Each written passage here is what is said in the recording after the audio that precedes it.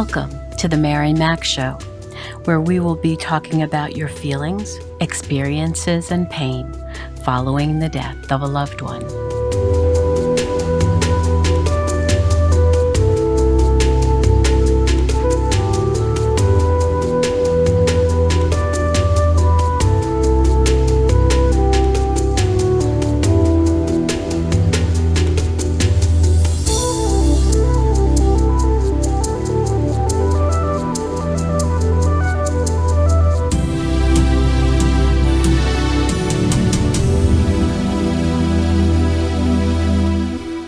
Good morning, good afternoon, good evening.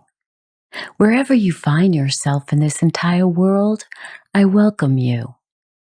How are you doing, my friend, my warrior? I certainly hope that you are doing better this week. Did you have a good new year? It's pretty amazing that it's already 2021. I remember this time last year, sitting, looking at the lovely ocean, and just enjoying the day and thinking to myself, a new decade full of possibilities, all new opportunities, and so many new people to help. And little did we know that just a few short months later, we would delve into something that helped us to realize how much we love one another, how much the relationships we have really mean so much to us once we had stopped all our busy work and were then quarantined. That was the good side of it, what we accomplished, what we loved, who we loved, and how we were going to move forward in our life, a completely different life, not completely void of struggle. As a matter of fact, increased struggle. But we moved on and we lived through it.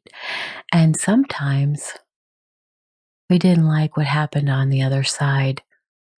People we love passed away, either from the virus or from other means. And we're struggling now.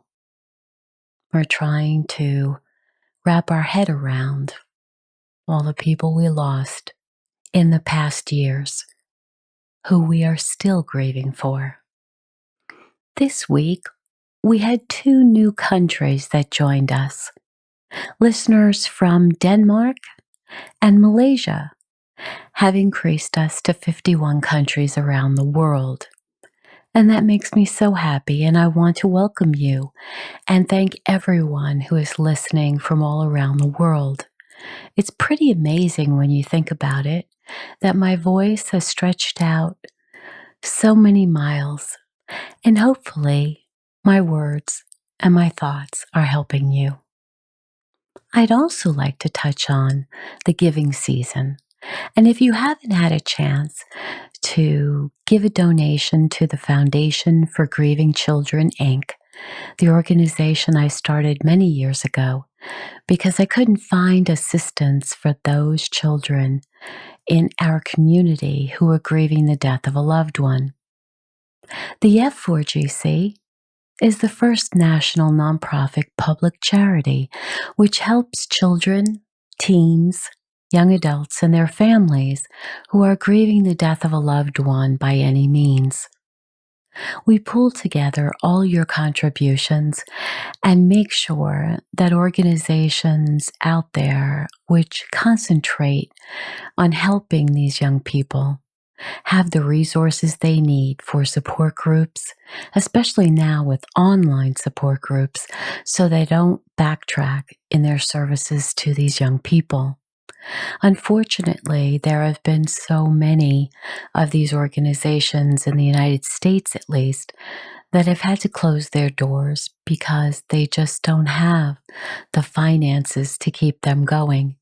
And so your help will really make a difference in their lives to keep their organization open and help those people in their community who are grieving a loved one's death. So won't you take the time to go to foundationforgrievingchildren.org donate and go spend just a little bit of your hard-earned wealth to help others who are grieving, especially our young ones. And I appreciate that very much. Now, another website that I have just come across is quite amazing, actually. It's called justscream.baby. And what they're doing is giving us all an opportunity to call into a phone number, scream as loud as you would like, although some people do leave encouraging messages also, and then just hang up. And I thought that was so ingenious because with all the struggle we've had this year, wouldn't it be nice to just scream and get it all out of us?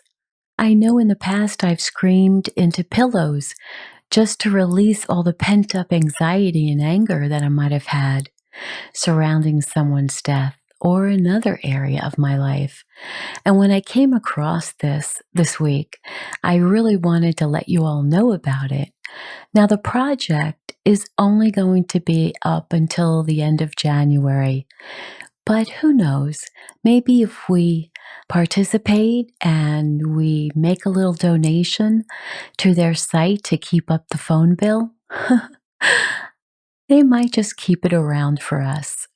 And I believe that would be a great blessing.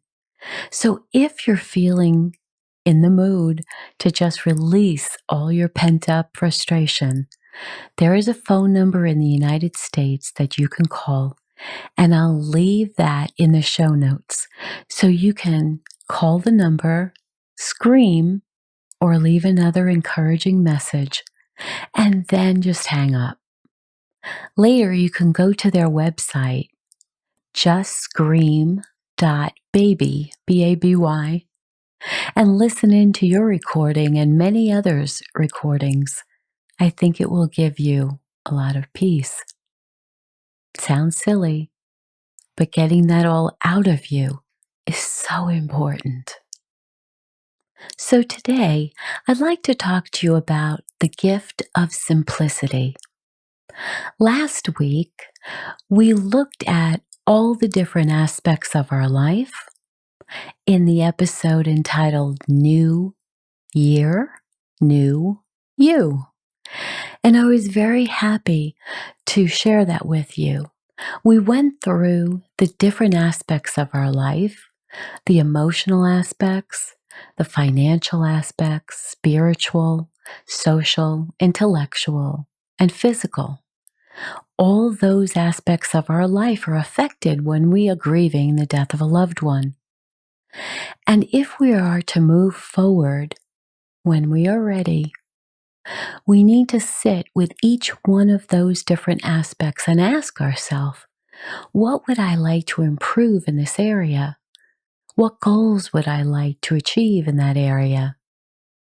In the physical area, it might be trimming down a bit or giving yourself the time and space to start a walking regimen each morning or at the end of the day. Maybe it's eating better foods.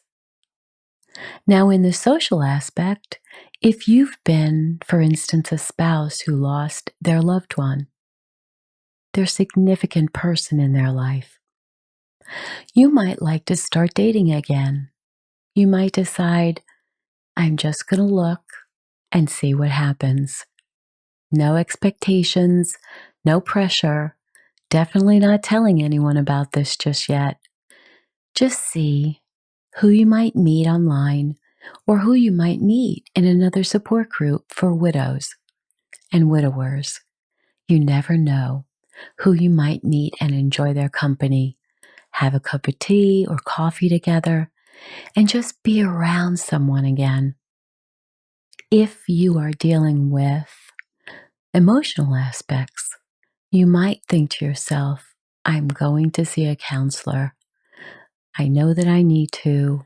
I know that I need someone to listen to me, one-on-one, face-to-face. Maybe that's what's in store for you this year. Maybe that's what will help you best. When you look at the intellectual aspects of life, Would I appreciate a new course about something I've wanted to learn for a very long time that would make me happy? Why don't you go investigate that?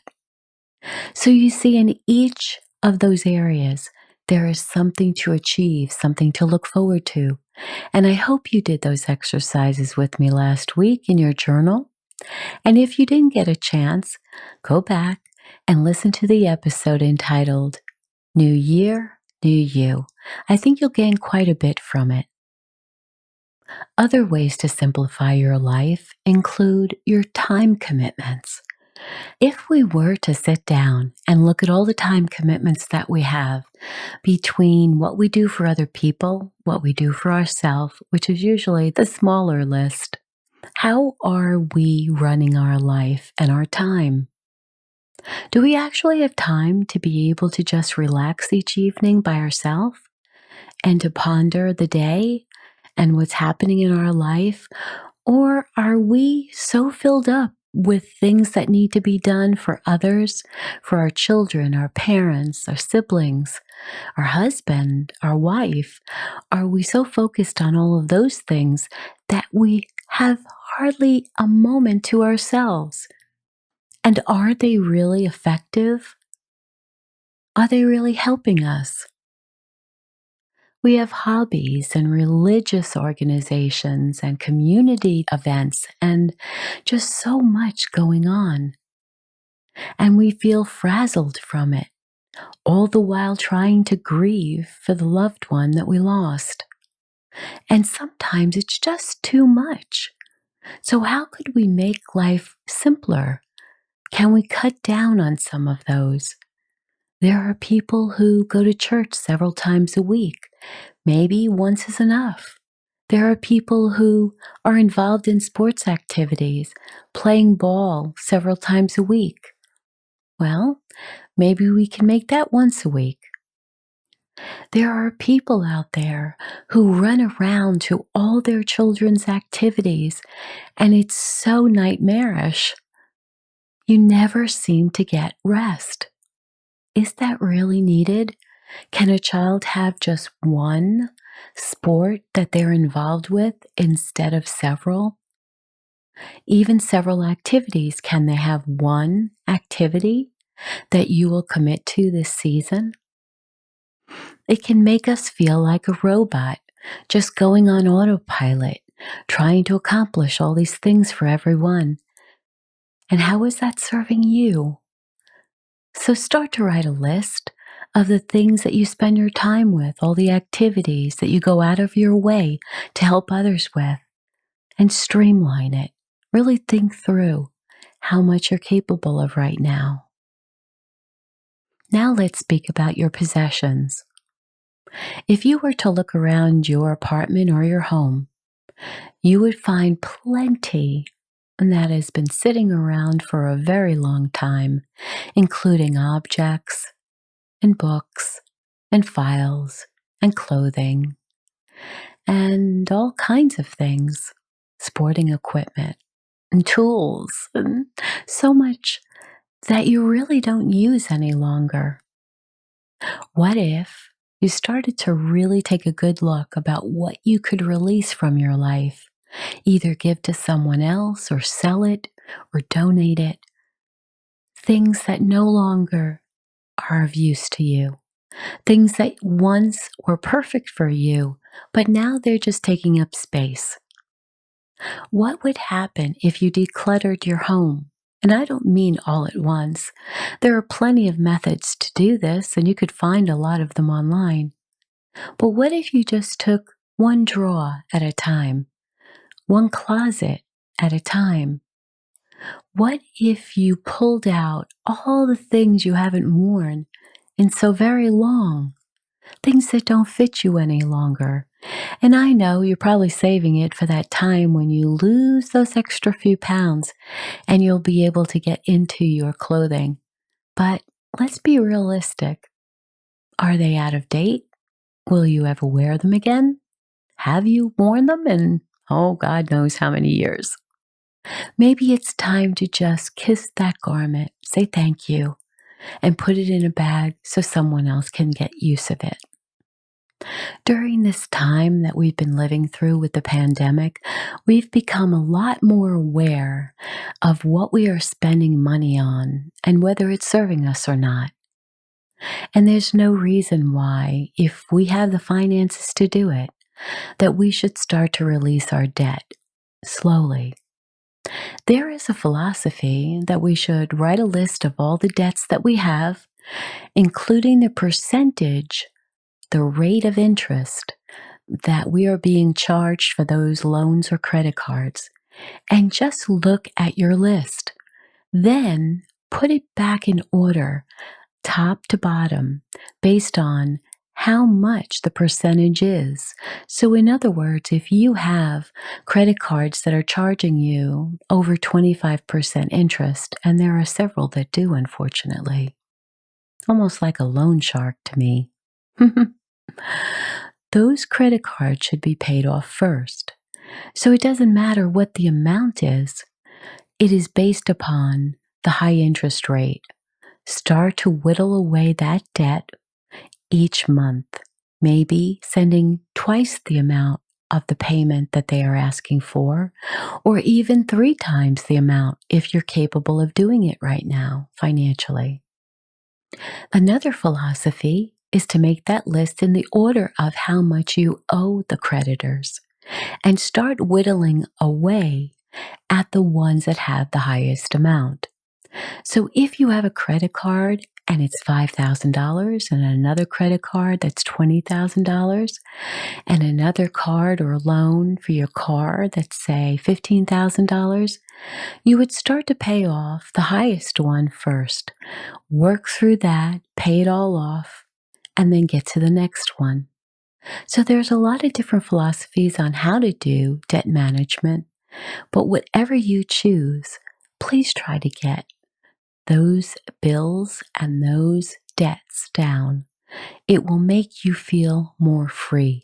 You will feel better knowing that you have the least amount of debt that's possible for you right now.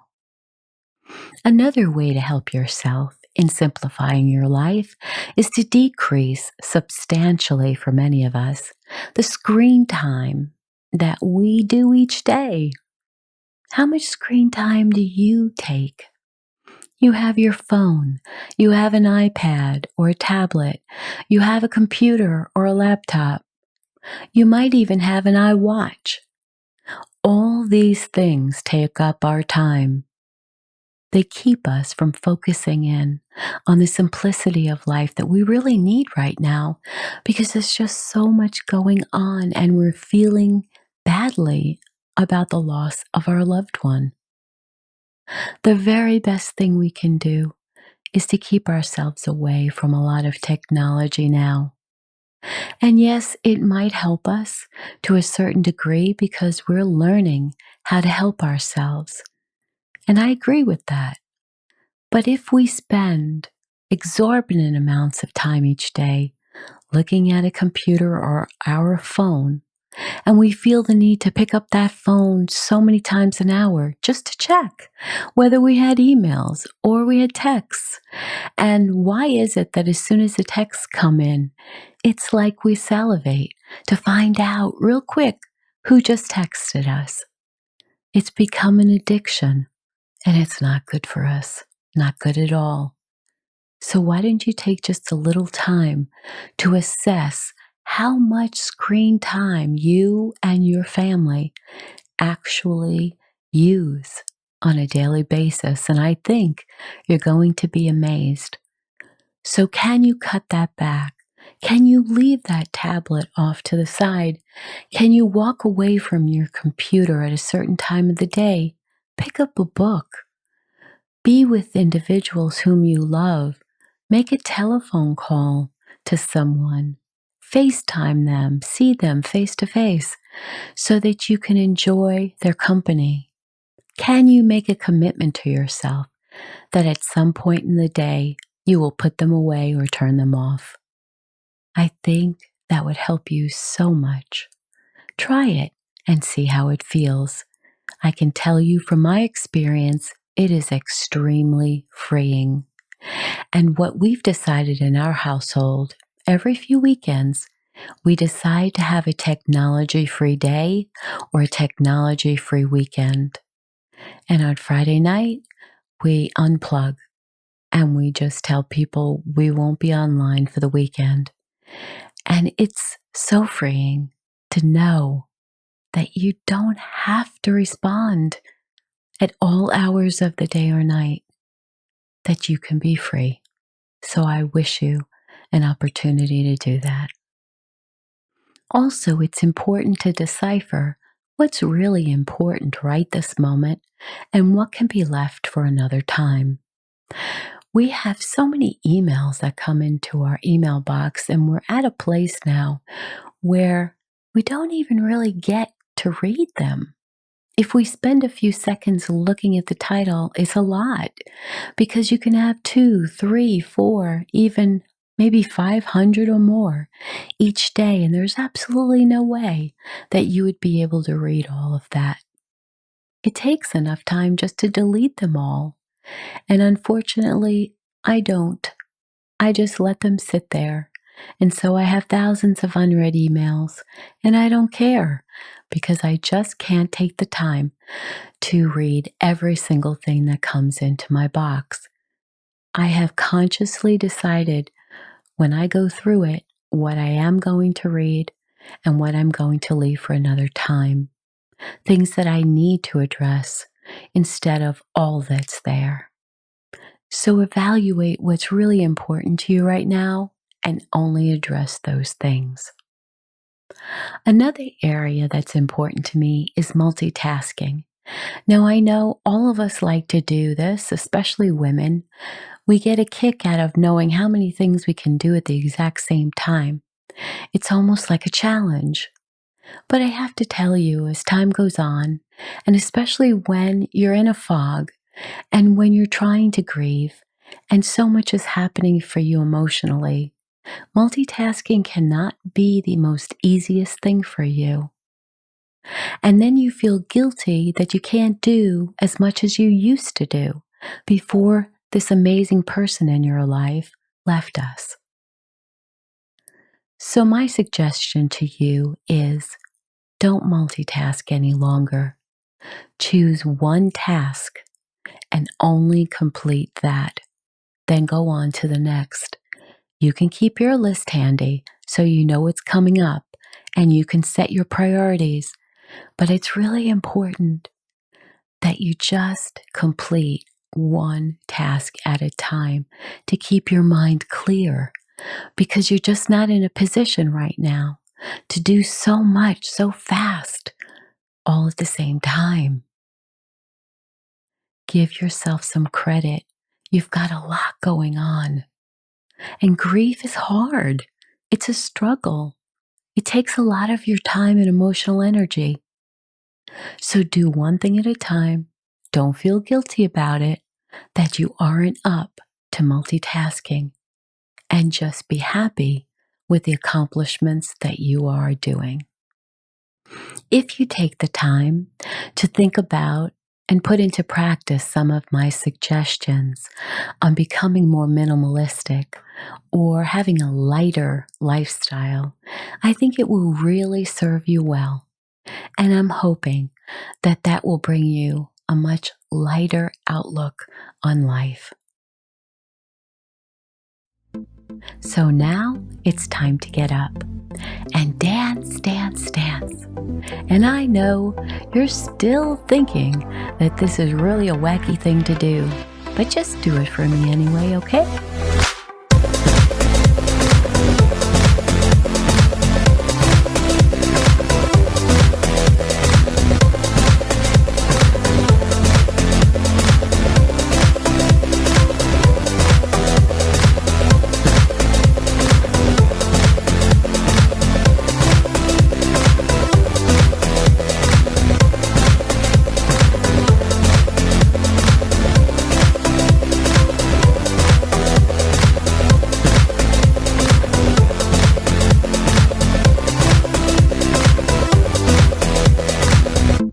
Thank you for joining me today.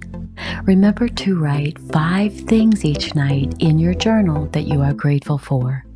Please subscribe, rate, and review my podcast wherever you've listened to me. If you need additional help, go to my site, marymac.info, for your free book. And please share this podcast with those who really need to hear these messages. I wish you a wonderful week ahead. I'll be thinking of you. Talk to you soon.